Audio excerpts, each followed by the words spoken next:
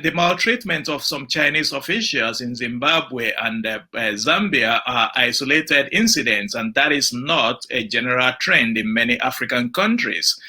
Well, specifically the case of Zambia, that was as a result of local politics there, because the previous administration in Zambia had favored heavily the privatization of Zambian copper mining companies that benefited a lot of Chinese firms. So that became a campaign slogan for the opposition party when they were campaigning for election, such that, and that is because Zambia also has a history of strong mining unions, and a lot of the miners a lot of the miners who lost their jobs as a result of privatization became disenchanted with the presence of Chinese businesses in Zambia.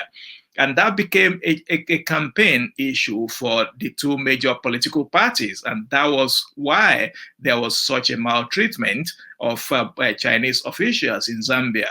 But it's an isolated incident, and it is not something that is common in many other African countries with their strong collaboration and business deals with China.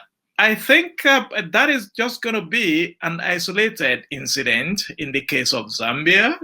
And the reason is that in many African countries, political parties are mere association of elites who are friends. And in most cases, these elites are in bed with a lot of the businesses that are coming from China. So it becomes virtually impossible for them to say they want to disentangle themselves from China.